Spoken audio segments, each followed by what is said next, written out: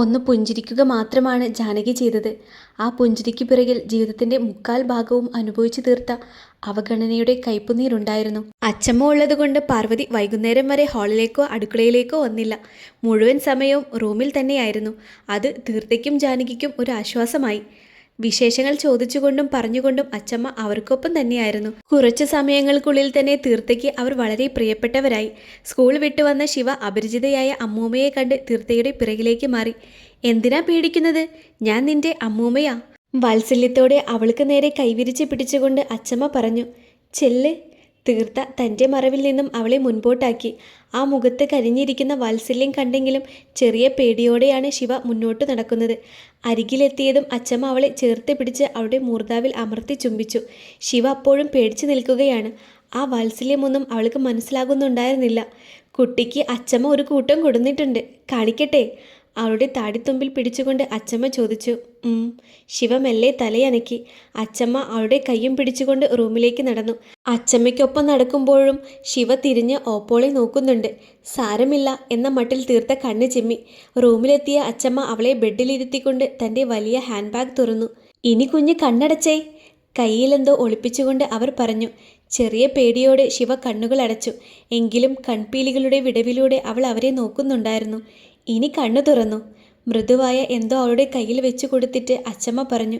ശിവ കണ്ണുകൾ മെല്ലെ ചിമ്മി തുറന്നു. കയ്യിലിരിക്കുന്നത് അവൾക്ക് ഏറെ ഇഷ്ടമുള്ള യൂണിക്കോണിൻ്റെ സോഫ്റ്റ് ടോയ് കണ്ട് ആ കുഞ്ഞിക്കണ്ണുകൾ കൗതുകത്തിൽ വിടർന്നു. ഇഷ്ടായോ? അവളുടെ മുഖത്തെ സന്തോഷം നേർത്ത പുഞ്ചിരിയാൽ നോക്കിക്കൊണ്ട് അച്ചമ്മ ചോദിച്ചപ്പോൾ കണ്ണുകളാൽ നന്ദി പറഞ്ഞ പോലെ അവൾ അവരെ നോക്കി. ഞാനിത് ഓപ്പോളെ കാണിക്കട്ടെ? ബെഡിൽ നിന്നും ചാടിയിറങ്ങിക്കൊണ്ട് ശിവ അനുവാദത്തിനായി അച്ചമ്മയെ നോക്കി. അതിനെന്താ? അച്ചമ്മ തലയാട്ടി. അടുത്ത നിമിഷം തന്നെ ശിവ റൂമിന് പുറത്തേക്കോടി. കണ്ടോ ഓപ്പോളെ, ആ അമ്മൂമ്മ തന്നതാ. ശിവയുടെ കണ്ണുകളിൽ സന്തോഷത്തിൻ്റെ തിരയിളക്കം. കൊള്ളാലോ, ടോയിൽ തഴുകിക്കൊണ്ട് തീർത്ത പറഞ്ഞു. ഹോസ്റ്റലിൽ പോകുമ്പോൾ ഞാൻ ഇതും കൂടി കൊണ്ടുപോയിക്കോട്ടെ? ആ ടോയ് നെഞ്ചോട് ചേർത്ത് പിടിച്ചുകൊണ്ട് ശിവയത് ചോദിച്ചപ്പോൾ തീർത്തയുടെ മുഖം മങ്ങി. ഹോസ്റ്റലിലേക്ക് പോകണോ?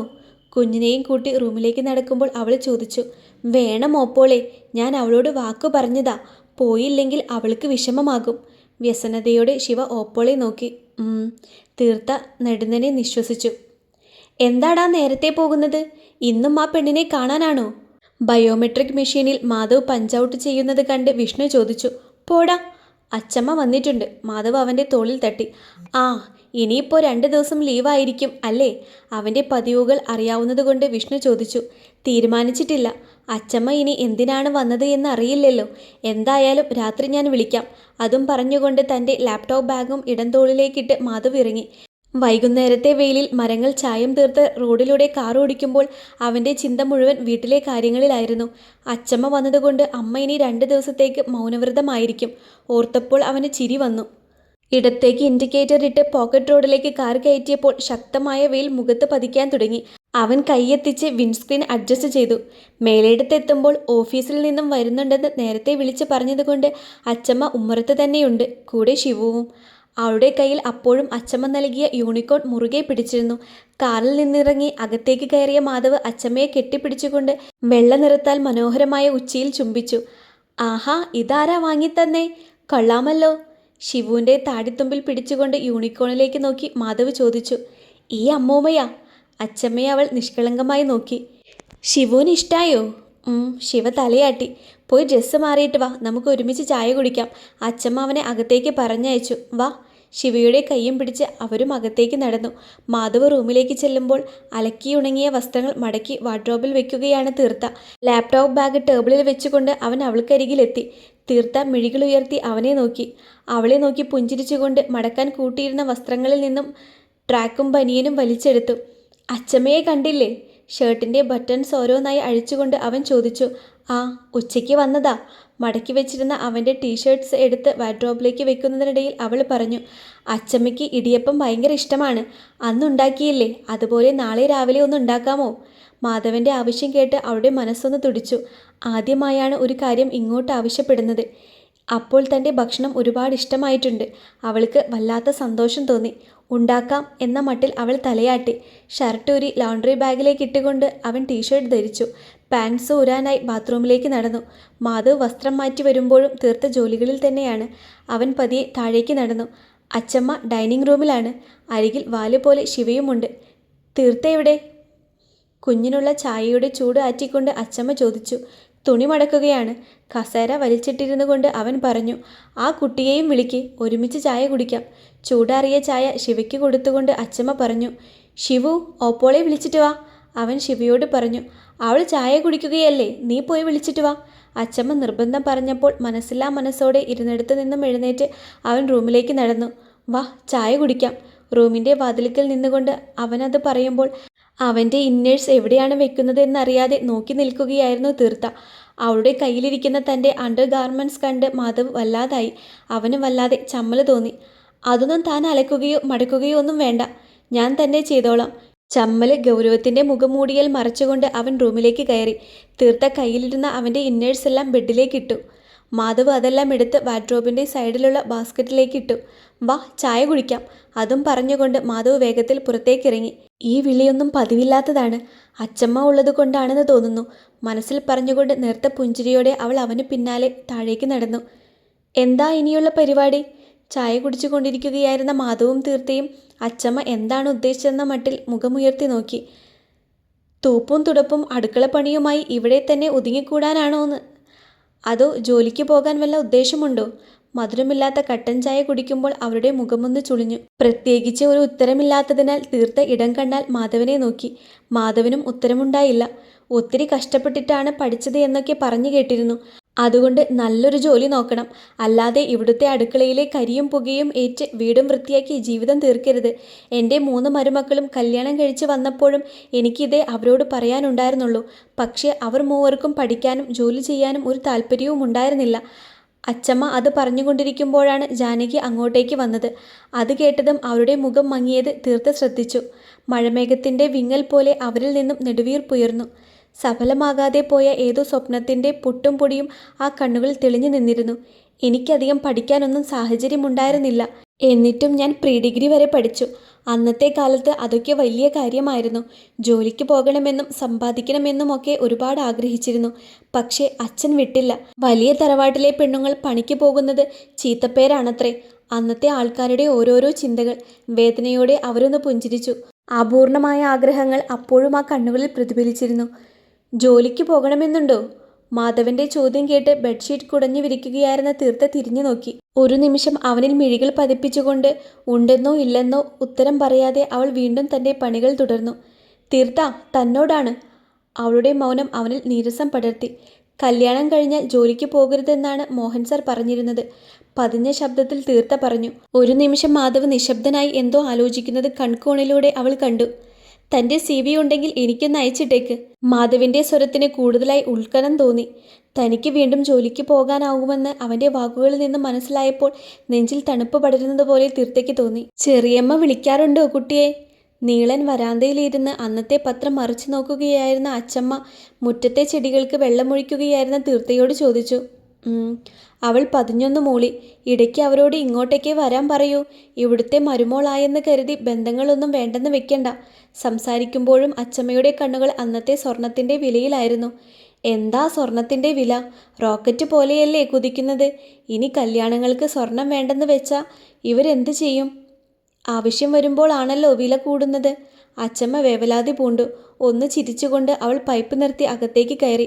അച്ചമ്മ കുടിച്ചു വെച്ച ചായ ഗ്ലാസും എടുത്ത് അകത്തേക്ക് ചെല്ലുമ്പോൾ ബാങ്കിലേക്ക് പോവാൻ റെഡിയായി മാധവ് ഇറങ്ങി വരുന്നുണ്ടായിരുന്നു. പാർവതി അന്നത്തെ ദിവസം പുറത്തേക്ക് വരാത്തത് കൊണ്ട് തീർത്ത അവന് ഭക്ഷണം എടുത്തു നൽകി. താൻ കഴിച്ചോ? അപ്പം മുറിച്ച് കുറുമക്കറിയിൽ മുക്കി വായിലേക്ക് വെച്ചുകൊണ്ട് അവൻ ചോദിച്ചു. ഇല്ല, ചിറ്റയ്ക്കൊപ്പം പിന്നെ ഇരുന്നോളാം. ചെറു ചൂടുള്ള ചായ അവൾ ചില്ല് ഗ്ലാസ്സിലേക്ക് ഒഴിച്ചു കൊടുത്തു. ഒന്ന് മൂളിക്കൊണ്ട് അവൻ ഭക്ഷണം ആസ്വദിച്ച് കഴിച്ചു. അവൻ കഴിച്ചു കഴിയുന്നത് വരെ ഓരോന്നെടുത്തിട്ടും പഠിച്ചിട്ടും അവൾ ഡൈനിങ് റൂമിൽ തന്നെ നിന്നു. CVയുടെ കാര്യം മറക്കണ്ട. കയ്യിലില്ലെങ്കിൽ ഡീറ്റെയിൽസ് എനിക്ക് അയച്ചിട്ടാൽ മതി. ഞാൻ റെഡിയാക്കിക്കോളാം. ഭക്ഷണം കഴിച്ചെഴുന്നേറ്റ് വാഷ് ബേസിൻ്റെ അടുത്തേക്ക് നടക്കുമ്പോൾ മാധവ് പറഞ്ഞു. എന്തയക്കുന്ന കാര്യമാ മാധവ?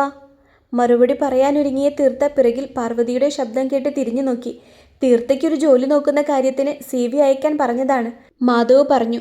പാർവതിയമ്മ ഇനി മുടക്ക് പറയുമോ എന്ന ആദിയിൽ തീർത്ത അവരെ നോക്കി. എന്തിനാ ഇപ്പോൾ ഒരു ജോലി? തീർത്ത വിചാരിച്ചതുപോലെ അവർ മുടക്ക് പറഞ്ഞു. ജോലി എന്തിനാണെന്ന് അമ്മയ്ക്കറിയില്ലേ? മുൻപിലെ കണ്ണാടിയിൽ മീശയിലോ താടിയിലോ ഭക്ഷണത്തിന്റെ അവശിഷ്ടങ്ങൾ പറ്റിപ്പിടിച്ചിരിപ്പുണ്ടോ എന്ന് നോക്കിക്കൊണ്ട് മാധവ് ചോദിച്ചു. അവന്റെ ആ ചോദ്യത്തിന് മുൻപിൽ പാർവതി ഒന്ന് ചൂളി, പ്രത്യേകിച്ച് തീർത്ത കേട്ടുകൊണ്ട് നിൽക്കുന്നതിനാൽ. അതല്ല, കല്യാണം കഴിഞ്ഞിട്ട് ഇത്രയല്ലേ ആയിട്ടുള്ളൂ. അപ്പോഴേക്കും ജോലിക്ക് പോയാൽ ആളുകൾ എന്ത് പറയും? അതുമാത്രമല്ല, ഇപ്പോൾ ഒരു ജോലിക്ക് പോകേണ്ട ആവശ്യമില്ലല്ലോ. ഇവിടുത്തെ കാര്യങ്ങൾ നോക്കാനും ആരെങ്കിലുമൊക്കെ വേണ്ടേ? എനിക്കും ജാനകിക്കുമൊക്കെ പ്രായമായി വരികയല്ലേ. അവസാന വാചകം പറയുമ്പോൾ പാർവതിയുടെ ശബ്ദത്തിൽ ക്ഷീണം. ഒന്ന് അമർത്തി മൂളിക്കൊണ്ട് മാധവ് ലിവിംഗ് റൂമിലേക്ക് നടന്നു. താൻ പറഞ്ഞത് അവൻ അനുസരിച്ചെന്നുള്ള ആശ്വാസത്തിൽ ഒരല്പം അഹന്ത കലർന്ന മിഴികളാൽ പാർവതി തീർത്തയെ നോക്കി. ജോലി എന്ന പ്രതീക്ഷ അസ്തമിച്ചതായി തീർത്തേക്ക് തോന്നി. മഞ്ഞുകണം ഐസ് പോൽ മരവിച്ചിരിക്കുന്നു. ഹൃദയത്തിൽ നിന്നും ശരീരത്തിന്റെ ഓരോ അണുവിലേക്കും ആ മരവിപ്പ് പടർന്നു കയറുന്നു. നെടുതായി നിശ്വസിച്ചുകൊണ്ട് അവൾ അവൻ കഴിച്ചുവെച്ച പാത്രവുമായി അടുക്കളയിലേക്ക് നടന്നു. ചിന്നു, ഇവിടെ. റെസ്റ്റോറൻറ്റിൻ്റെ റൂഫ് ടോപ്പിലെ ഏറ്റവും അവസാനത്തെ ടേബിളിലായിരുന്നു ആർദ്ര. അവിടേക്ക് കയറി വന്ന ചിന്നുവിനെ അവൾ കൈ ഉയർത്തി വിളിച്ചു. എന്താടി നീ ഇപ്പോൾ കോളേജിൽ വരാത്തത്? അവൾക്കെതിരെയുള്ള കസേരയിൽ ഇരുന്നു കൊണ്ട് ചിന്നു ചോദിച്ചു. വരാനൊരു മൂടില്ലടി. അതുമല്ല, മാധവേട്ടൻ്റെ കല്യാണം കഴിഞ്ഞ കാര്യം മായയും ടിയുവും അറിഞ്ഞിട്ടുണ്ടാകും. അവരെന്നെ കളിയാക്കി കൊല്ലും. ചുണ്ട് കടിച്ചുകൊണ്ട് അവൾ പറഞ്ഞു. അതൊക്കെ എത്ര വലിയ കാര്യമാണോ? 2 ദിവസം കളിയാക്കി കഴിയുമ്പോൾ അവരൊക്കെ അത് മറക്കും. അറ്റൻഡൻസ് ഇല്ലാതിരുന്ന ഈ വർഷം പോകും കേട്ടോ. അവരിയ്ക്കുന്നതിനരികിലായി ചെടിച്ചട്ടിയിൽ വെച്ചിരിക്കുന്ന ചെറുമുളൻ തണ്ടുകളിലായിരുന്നു ചിന്നുവിൻ്റെ നോട്ടം. ചെടിച്ചട്ടിയിൽ നടുന്ന മുളകൾ അവൾ ആദ്യമായിട്ടാണ് കാണുന്നത്. എന്നാലും എനിക്ക് വയ്യടേ. അതൊക്കെ പോട്ടെ, നിന്റെ നാത്തൂൻ എന്ത് പറയുന്നു? വന്നപ്പോൾ തന്നെ നിന്റെ അമ്മയെ കയ്യിലെടുത്തു എന്ന് തോന്നുന്നല്ലോ. അതുകൊണ്ടല്ലേ നിന്റെ അമ്മ എന്നോട് അങ്ങനെയൊക്കെ സംസാരിച്ചത്? ആർദ്രയുടെ മുഖത്ത് ഈർഷ്യ തെളിഞ്ഞു. അമ്മയ്ക്ക് മാത്രമേ കാര്യമുള്ളൂ. വല്യമ്മയ്ക്ക് ഒട്ടും ഇഷ്ടമല്ല. വല്യമ്മയ്ക്ക് മാത്രമല്ല, മാധവേട്ടനും വലിയ താല്പര്യമൊന്നുമില്ല. മുഖം കൂട്ടിക്കൊണ്ട് ചിന്നു പറഞ്ഞു. അതെന്താ? ആർദ്ര ആകാംക്ഷയോടെ മുൻപോട്ട് ആഞ്ഞിരുന്നു. സത്യമാണോ എന്നൊന്നറിയില്ല. വല്യമ്മ വല്യച്ഛനോട് പറയുന്നത് കേട്ടതാണ്. അവർ തമ്മിൽ ഇതുവരെയായിട്ടും ഫിസിക്കൽ റിലേഷൻ ഒന്നും ഉണ്ടായിട്ടില്ലെന്ന് ശബ്ദം താഴ്ത്തി ചിന്നു പറഞ്ഞു. ആർദ്രയുടെ മുഖം മങ്ങി. അവൾക്ക് കുഞ്ഞുണ്ടായാൽ മാത്രമേ മാധവേട്ടനുള്ള ദോഷം തീരൂ. അങ്ങനെയാണെങ്കിൽ അതെങ്ങനെ സംഭവിക്കും? അവൾക്ക് നേരിയ അസ്വസ്ഥത തോന്നി. ആർദ്ര മോളി, മിക്കവാറും അതൊന്നും അധികകാലം മുന്നോട്ട് പോകാൻ സാധ്യതയില്ല. ഇപ്പോഴും നിനക്ക് മാധവേട്ടനെ ഇഷ്ടമാണോ? ചിന്നു ചോദിച്ചു. അവൾക്ക് ഇപ്പോഴും ആർദ്രയെ തന്നെ മാധവന്റെ ഭാര്യയായി വേണമെന്നായിരുന്നു ആഗ്രഹം. ദോഷം തീരാതെ ഞാനെങ്ങനെ? നിരാശയോടെ അവൾ ചിന്നുവിനെ നോക്കി. ചിന്നുവിൻ്റെ മുഖത്തും നിരാശ. അപ്പോഴേക്കും ഓർഡർ എടുക്കാനായി ആളെത്തി. പതിവായി കാവ്യയ്ക്കൊപ്പം റെസ്റ്റോറൻറ്റിൽ വരുന്നത് കൊണ്ട് ആർദ്രയ്ക്ക് മെനു നോക്കാതെ തന്നെ അതിനുള്ള മിക്ക സാധനങ്ങളുടെയും പേരും വിലയും അറിയാമായിരുന്നു. അതുകൊണ്ട് തന്നെ അവൾ ഫ്രഞ്ച് ഫ്രൈസും 2 ചോക്ലേറ്റ് കോഫിയും ഓർഡർ ചെയ്തു. എനിക്ക് വേണ്ടടേ, ഞാൻ ഷുഗർ കട്ടാണ്. ടേബിളിലിരുന്ന മിനറൽ വാട്ടർ കുപ്പി പൊട്ടിച്ച് അതിൽ നിന്നും ഒരു കവിൾ കുടിച്ചുകൊണ്ട് ചിന്നു പറഞ്ഞു. ഷുഗർ കട്ടോ? അതെന്തിനാ? ചിന്നു മധുരപ്രിയാണെന്ന് ആർദ്രയ്ക്ക് നല്ലതുപോലെ അറിയാമായിരുന്നു. വീട്ടിൽ അച്ചമ്മ വന്നിട്ടുണ്ട്. ഇന്നലെ രാത്രി ഞാൻ ഭക്ഷണം കഴിച്ചു കഴിഞ്ഞ് കല്യാണത്തിന് സമയത്ത് വാങ്ങിച്ചിരുന്ന കുറച്ച് ലഡു ബാക്കിയുണ്ടായിരുന്നു. അതിൽ നിന്നും 2 എണ്ണം എടുത്ത് കഴിക്കാൻ നേരം അച്ചമ്മ വക കമൻറ്റ്. മധുരം കഴിച്ചിട്ടാണ് എൻ്റെ മുടി കൊഴിഞ്ഞു പോയതെന്നും വണ്ണം വെക്കുന്നതെന്നും. അതിനുദാഹരണമായി കാണിച്ചതോ അവളെയും. അവൾക്കാണെങ്കിൽ നല്ല ഒതുങ്ങിയ ശരീരവും വെളുത്ത നിറവും അരകവിഞ്ഞ് മുടിയുമുണ്ടല്ലോ. ചിന്നു ഈർഷ്യത്തോടെ പല്ല് കടിച്ചു. അവളുടെ ഉള്ളിൽ തീർത്തയോട് നല്ല രീതിയിൽ ദേഷ്യമുണ്ടെന്നും ഒന്നാളിച്ചു കൊടുത്താൽ തൻ്റെ പദ്ധതികൾ ആസൂത്രണം ചെയ്യാൻ ഇവളെ ഉപയോഗിക്കാമെന്നും ആർദ്ര മനസ്സിൽ കണക്ക് കൂട്ടി. പിന്നെ കുറേ മുടിയും തൊലിയും വെളുപ്പും ഉണ്ടെങ്കിൽ എന്താ? കാണാൻ അത്ര വലിയ ഐശ്വര്യവുമൊന്നുമില്ല. സത്യം പറഞ്ഞാൽ നിന്റെ മാധവേട്ടന് ഒട്ടും ചേരില്ല. പോരാത്തതിന് കൂടും കുടുംബവുമില്ലാതെ എവിടെ നിന്നും വലിഞ്ഞു കയറിയ വന്നവളും. ആർദ്ര അരിശത്തോടെ പറഞ്ഞു. പറഞ്ഞിട്ടെന്താ കാര്യം? അവളിപ്പോൾ മാധവേട്ടൻ്റെ ഭാര്യയായില്ലേ? ആ ഒടുക്കത്തെ ദോഷമില്ലായിരുന്നുവെങ്കിൽ ഇപ്പോൾ ആ സ്ഥാനത്ത് നീയിരുന്നേനെ. ചിന്നു സ്നേഹത്തോടെ അവളുടെ കയ്യിൽ പിടിച്ചു. അപ്പോഴേക്കും അവർ ഓർഡർ ചെയ്ത സാധനങ്ങളെത്തി. വേണ്ടെന്ന് പറഞ്ഞെങ്കിലും കൊതിയടക്കാനാവാത്തതുകൊണ്ട് ചിന്നു ചോക്ലേറ്റ് കോഫി കുടിക്കുകയും ഫ്രഞ്ച് ഫ്രൈസിൻ്റെ പകുതിയോളം കഴിക്കുകയും ചെയ്തു.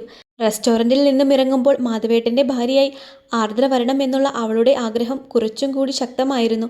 അത് തന്നെയാണ് ആർദ്രയുടെ ആവശ്യം. തൻ്റെ ചൊൽപ്പടിക്ക് നിൽക്കുന്ന ഒരാളെയെങ്കിലും മേലെടുത്ത് വേണമെന്ന് അവൾ കണക്കുകൂട്ടിയിരുന്നു. മാധവിൻ്റെ കാർ ഗേറ്റ് വരുന്നത് കണ്ട് ഉമ്മുറത്തെ തിണ്ണയിൽ ശിവുവിനൊപ്പം ഇരുന്ന് അച്ചമ്മയോട് വർത്താനം പറഞ്ഞുകൊണ്ടിരിക്കുകയായിരുന്ന തീർത്ത എഴുന്നേറ്റ് അകത്തേക്ക് നടന്നു. ഏലക്കയിട്ട് ചെറു ചൂടുള്ള ചായയാണ് മാധവന് ഇഷ്ടം. അതുകൊണ്ട് അവൻ വന്നതിന് ശേഷമാണ് അവൾ ഇപ്പോൾ ചായ തിളപ്പിക്കാറ്. ചായക്കുള്ള പാൽ വെള്ളം ചേർത്ത് അടുപ്പത്ത് വെച്ചുകൊണ്ട് അവൾ ഷെൽഫിൽ നിന്നും ഏലക്ക തപ്പിയെടുത്തു. ഒന്ന് മുകളിലേക്ക് വാ. ഇലയ്ക്ക് ചതച്ചുകൊണ്ട് നിൽക്കുമ്പോഴാണ് അടുക്കള വാതിൽക്കൽ നിന്ന് മാധവ് പറയുന്നത് അവൾ കേട്ടത്. ആ തീർത്ത തലയാട്ടി. അപ്പോഴേക്കും പാല് തിളച്ചിരുന്നു. അതിലേക്ക് പഞ്ചസാരയും ചായപ്പൊടിയും ഏലക്ക പൊടിച്ചതും കൂടി ഇട്ടുകൊണ്ട് ഒന്നുകൂടി തിളപ്പിച്ച് അവൻ്റെ കപ്പിലൊഴിച്ചുകൊണ്ട് അതുമായിട്ടാണ് അവൾ മുകളിലേക്ക് ചെന്നത്. തീർത്ത ചെല്ലുമ്പോൾ മാധവ് ബാഗിൽ നിന്നും എന്തോ എടുക്കുകയാണ്. പതിവില്ലാതെ എന്തിനാണ് റൂമിലേക്ക് വരാൻ പറഞ്ഞത് എന്നുള്ള ആകാംക്ഷയിൽ അവനെ തന്നെ നോക്കി നിൽക്കുകയാണ് തീർത്ത. പഴയ ഓഫീസിൽ തന്നെ ജോലിക്ക് റീജോയിൻ ചെയ്യാൻ താല്പര്യക്കുറവൊന്നുമില്ലല്ലോ? അവളുടെ കയ്യിൽ നിന്നും ചായ വാങ്ങിക്കൊണ്ട് മാധവ് ചോദിച്ചു. പഴയ ഓഫീസിലോ? പക്ഷേ മോഹൻ സാർ. തീർത്ത സങ്കോചത്തോടെ അവനെ നോക്കി. ചെറിയച്ഛനോട് ഞാൻ സംസാരിച്ചിട്ടുണ്ട്, കുഴപ്പമൊന്നുമില്ല. പറ്റുമെങ്കിൽ നാളെ തന്നെ റീജോയിൻ ചെയ്തോളൂ. ചായ ഒന്ന് സിപ്പ് ചെയ്തുകൊണ്ട് അവൻ പറഞ്ഞു. അപ്പോഴും അവളിലെ സങ്കോചം വിട്ടൊഴിഞ്ഞിട്ടില്ല. അല്ലെങ്കിൽ നാളെ വേണ്ട, ശിവുവിനെ ഹോസ്റ്റലാക്കിയിട്ട് മതി. അല്ലെങ്കിൽ എല്ലാം കൂടി തനിക്ക് തിരക്കാവും. അയയിൽ മധുരം കൂടിയെന്ന് തോന്നുന്നു. അവൻ്റെ മുഖം ഒന്ന് ചുളിഞ്ഞു. നെടുതായി ഒന്ന് നിശ്വസിച്ചുകൊണ്ട് അവൾ റൂമിന് പുറത്തേക്ക് നടന്നു.